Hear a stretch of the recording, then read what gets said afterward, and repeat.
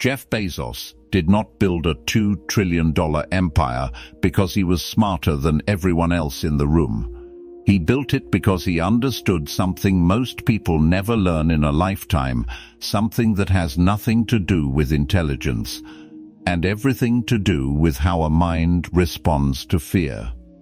You have heard the story 100 times. The garage in Bellevue, the parking lot pitch decks, the famous letter to shareholders. But none of that explains why Amazon survived when hundreds of other dot-com companies collapsed around it. None of that explains why a man worth nothing in 1994 became one of the wealthiest human beings alive. There is a reason, and it is older than Amazon, older than capitalism itself. It is a principle the Stoics wrote about 2,000 years ago, sitting in Roman courts and Greek marketplaces, long before anyone had ever imagined a company that could deliver a package to your door in one day. This video is not going to give you a watered-down leadership lesson. You are about to see exactly how one Stoic principle shaped every major decision Bezos made, and how you can start using it today, in your own business, your own career, your own life. Let's go back to where it started. It was 1994. Jeff Bezos was working as a senior vice president at a hedge fund in New York. He had a six-figure salary. He had stability. He had every reason in the world to stay exactly where he was. Then he read a statistic that changed the direction of his life. The internet was growing at over 2,000% a year. Most people would have noted that fact and moved on with their day. Bezos did something different. He asked himself a question that would define the rest of his career. And it is a question every Stoic philosopher would recognize immediately. What will I regret more, trying and failing, or never trying at all? This is where most people get the story wrong. They think Bezos took the leap because he was confident he would succeed. He was not. He later said publicly that he thought the odds of Amazon working were maybe 30%. 30%. That means he believed there was a 70% chance he would fail completely, walk away from his salary, and have nothing to show for it. You need to sit with that for a second, because this is the exact moment where most people stop, not because they lack ability, not because they lack ideas. They stop because their mind fixates on the outcome they cannot control, instead of the action they can. This is precisely what Epictetus taught nearly 2,000 years before Bezos was born, that suffering does not come from events themselves, but from your judgment about those events. Bezos was not immune to fear. He simply refused to let an imagined future outcome dictate a decision he was capable of making in the present. He called it his regret minimization framework. Picture yourself at 80 years old, looking back on your life. Which decision will you regret more? Not the failures. The failures fade. What never fades is the attempt you were too afraid to make. That is not motivational poster language. That is Stoic philosophy translated into boardroom language, whether Bezos knew it by that name or not. So he quit. He left the salary, left the stability, left the version of his life that everyone around him expected him to keep. And he did something that almost nobody talks about. When they tell this story, he did not have a guarantee of anything.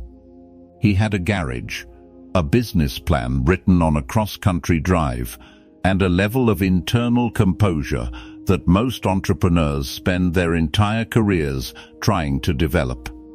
Here is what separates Bezos from 99% of people who have a good idea and a moment of courage. It is not what happened after he launched Amazon. It is how he responded when things went wrong, and in the first few years, almost everything went wrong. The servers crashed under unexpected demand in the first month. Investors doubted him publicly. Journalists mocked the idea of buying books over the internet, calling it a fad that would never scale. Wall Street analysts wrote him off entirely. In 1999, Barron's magazine ran a cover story asking whether Amazon was doomed, printing the words Amazon.bomb in bold letters for the entire investing world to see. Most founders would have internalized that. Most founders would have let public doubt become private doubt, would have let the noise from the outside start dictating decisions on the inside. This is exactly the trap Marcus Aurelius warned about in his private writings. The same trap that catches ambitious people in every generation, the belief that you must control how others perceive you, that their judgment is somehow evidence of your worth or your failure. Bezos did not read Meditations and quote it in interviews, but he lived a principle straight out of its pages. He separated what he could control, the quality of the product, the experience of the customer, the long-term vision of the company, from what he could not control, which was public opinion, stock price fluctuations, and the predictions of people who had never built anything themselves. And this is where the real story begins. Because surviving the doubt was not the hardest part of what Bezos had to face. What came next would test this principle in a way that almost broke the company entirely, and it is the part of this story that almost nobody tells. Then came the year 2000. The dot-com bubble burst, and it did not burst quietly. It burst violently, taking down company after company that had once looked unstoppable. Amazon's stock, which had soared during the boom, collapsed by more than 90%. 90%. Picture watching almost everything you built evaporate in front of you, in full public view, with reporters, investors, and former colleagues watching every drop like a spectator sport. This is the moment that defines most careers. Not the launch, not the good years. The collapse. Because anyone can hold their composure when things are going well. The real test, the one that separates people who build lasting things from people who chase quick wins, happens when everything you have worked for appears to be falling apart in front of you. Employees were afraid. Board members were afraid. The financial press had already written Amazon's obituary more than once. And here is where Bezos revealed the depth of the principle he had been operating on all along, whether he ever called it Stoicism or not. He did not respond to the crash by panicking. He did not respond by chasing short-term fixes to reassure nervous investors. He went back to the only thing that had ever actually been within his control, the customer experience, the long-term architecture of the business, the decisions that would matter in 10 years, not 10 days. This is precisely what Seneca meant when he wrote that we suffer more in imagination than in reality. The stock price was real. The fear surrounding it was not proportional to what actually needed to happen next. Bezos separated the noise from the signal. He let the stock price be what it was, a number reflecting a market's panic, and he refused to let that number rewrite the mission he had set for the company.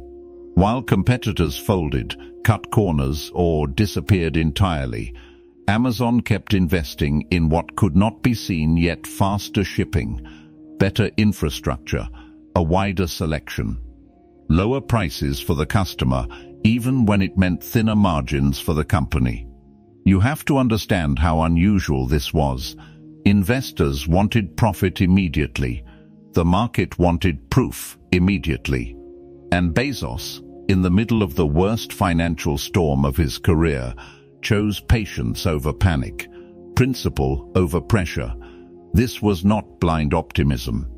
This was Stoic discipline in its purest applied form, controlling what could be controlled, releasing what could not, and continuing to act with intention regardless of how loud the outside world became. A few years later, He made a decision that would have terrified most executives. He greenlit the Kindle, a device that would essentially compete with Amazon's own book sales. He greenlit Amazon Web Services, an infrastructure project so unconventional that many people inside the company did not understand why a bookstore was building cloud servers. Both decisions were mocked. Both decisions carried real risk of failure, and both decisions eventually became pillars of one of the most valuable companies to ever exist. What allowed him to make those bets was not certainty. It was never certainty. It was the same principle running underneath every major decision of his career. You do not need to control the outcome to act correctly in the present. You only need to control your effort, your judgment, and your willingness to endure criticism long enough for the results to speak for themselves. There is a phrase Bezos repeated for decades, one that has become almost a mantra inside Amazon's culture. He called it Day One. Every single year, in every shareholder letter, he reminded his own company that the moment they started believing they had already succeeded, the moment complacency crept in and comfort replaced discipline, that would be the beginning of Day Two, and Day Two, in his words, leads to stagnation, decline, and eventually irrelevance. This is not just business strategy. This is a Stoic relationship with time itself.